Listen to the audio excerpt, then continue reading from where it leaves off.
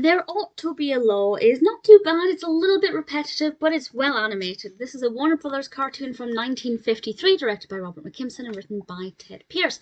And we have voices provided by Mel Blanc, Bea Benaderet, Stan Freberg, Daws Butler, and John T. Smith. And this is all about the history of the car. And most of it focuses on the motor vehicle in modern day, the design of roads, what traffic is like, the different kinds of cars, and also the different kinds of drivers. And I won't say any more than that because I don't want to give it away. But when I was watching it, I was thinking, will I mention anything specific, anything that jumps out to me as being particularly interesting? But to be honest, there wasn't really anything. That's not to say it was boring or badly animated, it absolutely wasn't.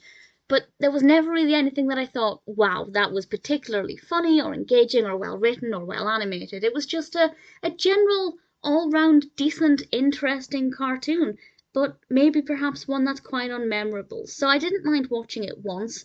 It was relatively fascinating. I learned a few things here and there. I take everything with a pinch of salt, of course, but generally I learned, or feel like I learned a few things, but it's not the most memorable. It's well animated. It is a bit repetitive. So after kind of the first half, I felt like it was lagging a bit, but not so much that I wanted to turn it off. Would I recommend it? Yeah, sure. If you're a fan of